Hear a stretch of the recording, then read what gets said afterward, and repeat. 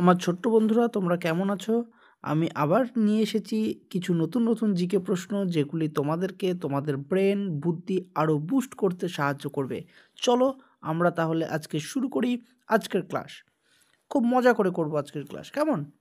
একজন প্রাপ্তবয়স্ক মানুষের কয়টি দাঁত থাকে বলো তো? উত্তর হচ্ছে 32টি। তারপরের প্রশ্নতে আমরা যাই, কোন প্রাণী আমাদের পশম দেয়? মানে আমরা যা উলের পোশাক পরি, সেটা কোন প্রাণী থেকে পাই আমরা? আমরা ভেড়া থেকে পাই। আচ্ছা বলো তো, পানি জমে গেলে আমরা কি পাই, বা জল জমে গেলে কি হয়? জল জমে গেলে বরফ হয়। আচ্ছা, তুষার দিয়ে তৈরি ঘরকে কি বলে বলো তো? তুষার দিয়ে তৈরি ঘরকে বলা হয় ইগলু। শীতকালে আমরা কোন ধরনের পোশাক পরি?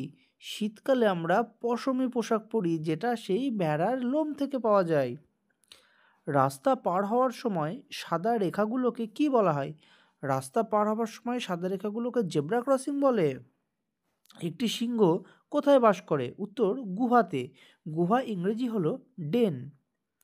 সূর্য কোন দিকে উদিত হয়? সূর্য পূর্ব দিকে উদিত হয়। সূর্য কোন দিকে অস্ত যায়? সূর্য পশ্চিম দিকে অস্ত যায়। ট্রাফিক সিগন্যালের সবুজ আলো কি নির্দেশ করে? ট্রাফিক সিগন্যালের সবুজ আলো নির্দেশ করে, এবার যাও, ভারতে কয়টি রাজ্য রয়েছে? ভারতে রয়েছে 28টি রাজ্য। একটি শুঁয়োপোকা কিসে পরিণত হয়? একটি শুঁয়োপোকা প্রজাপতিতে পরিণত হয়। ভারতের কোন শহরকে গোলাপি শহর বলা হয়? জয়পুরকে ভারতের গোলাপি শহর বলা হয়। জয়পুর কোথায় বলো তো? রাজস্থানে। Very good. পৃথিবীর সবচেয়ে বড় বিড়াল কোনটি? সাইবেরিয়ান বাঘ। ওটাকে আর বিড়াল বলে না, বাঘ বলে, এত বড় বিড়াল। কোন কোন প্রাণীকে মরুভূমির জাহাজ বলা হয়? উটকে বলা হয় মরুভূমির জাহাজ। আমরা কোন গ্রহে বাস করি? আমরা পৃথিবী গ্রহে বাস করি।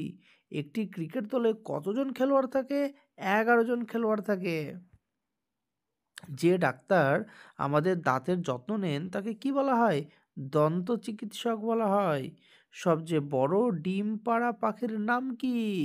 উট পাখি সব থেকে বড় ডিম পাড়ে। আমাদের সৌরজগতে কয়টি গ্রহ রয়েছে? আমাদের সৌরজগতে কিন্তু 8টি গ্রহ রয়েছে। আজকে এই পর্যন্তই, আবার কালকে নতুন ক্লাস নিয়ে আসবো আমরা, কেমন?